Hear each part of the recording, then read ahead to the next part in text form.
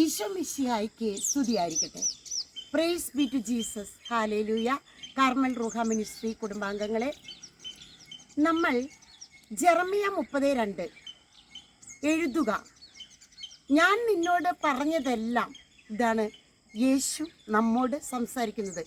ദൈവം സംസാരിച്ചതെല്ലാം നീ ഒരു പുസ്തക ഫലകത്തിൽ എഴുതുക. ഒരുപാട് മക്കൾ ഇപ്പോൾ തൊഴുപാടം സിസ്റ്റിൻ്റെ ധ്യാന കേന്ദ്രത്തിലെ ധ്യാനം നടന്നുകൊണ്ടിരിക്കുകയാണ്. ഇന്നലെ മുതൽ ധ്യാനം ആരംഭിച്ചു.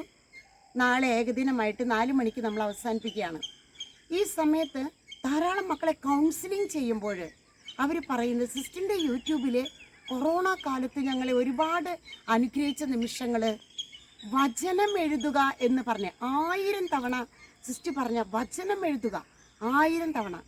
അപ്പോൾ എന്തുകൊണ്ട് 1000 തവണ എഴുതുന്നു എന്നാർക്കും അറിഞ്ഞുകൂടാ. 1000 തവണ വചനം എഴുതുക എന്ന് മാത്രമേ കാണുന്നുള്ളൂ. അപ്പോൾ വചനത്തിനോടുള്ള ഒരു ദാഹം, വചനത്തിനോടുള്ള ഒരു ആർത്തി, വചനം ഭക്ഷണമായി തീരുന്നു. ജെറമിയ 15:16 വചനം കണ്ടെത്തിയപ്പോൾ ഞാനവ ഭക്ഷിച്ചു, അവ എനിക്ക് ആനന്ദ അമൃതമായി, എൻ്റെ ഹൃദയത്തിന് സന്തോഷവും. എന്തെന്നാൽ സൈന്യങ്ങളുടെ ദൈവമായ കർത്താവേ, അങ്ങയുടെ നാമമാണല്ലോ ഞാൻ വഹിക്കുന്നത്. അപ്പോൾ വചനം കണ്ടെത്തിയപ്പോൾ ഞാനവ ഭക്ഷിച്ചു. അത്രയും തേൻകട്ടയേക്കാൾ മധുരമായ വചനം എനിക്ക് ആശ്വാസം നൽകി.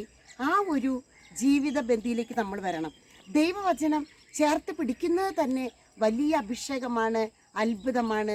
ദൈവവചനം, ന്യായപ്രമാണ ഗ്രന്ഥം എപ്പോഴും നിൻ്റെ അതിരത്തിലുണ്ടായിരിക്കണം. ജോഷുവ 1:5 മുതൽ ഈശോ പറഞ്ഞു, നീ ശക്തനും ധീരനുമായിരിക്കുക, ദൈവം കൽപ്പിച്ചു. നീ ന്യായപ്രമാണ ഗ്രന്ഥം എപ്പോഴും അതിരത്തിലുണ്ടായിരിക്കണം, പാലിക്കാൻ ശ്രദ്ധിക്കണം, അത് ജീവിതത്തിൽ പാലിക്കാൻ ശ്രദ്ധിക്കണം. എപ്പോഴും അത് ധ്യാനിക്കണം, രാപ്പകൽ ധ്യാനിക്കണം.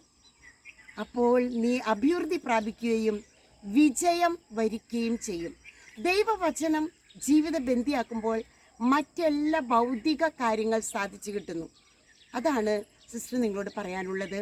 ഇപ്പോൾ സിസ്റ്റർ പുതിയ ഒരു പരമ്പര തുടങ്ങിയിരിക്കുന്നത്, സുവിശേഷങ്ങൾ എടുത്തുകൊണ്ട് ഓരോ സുവിശേഷത്തിലും ഓരോ അധ്യായത്തിലും ഈശോ എന്ത് ചെയ്തു, ഈശോ എന്ത് പറഞ്ഞു, അതാണ് ഇപ്പോൾ നമ്മൾ അതിൻ്റെ എപ്പിസോഡ് ഇപ്പോൾ ഉടൻ തന്നെ സിസ്റ്റർ ആരംഭിക്കുകയാണ്.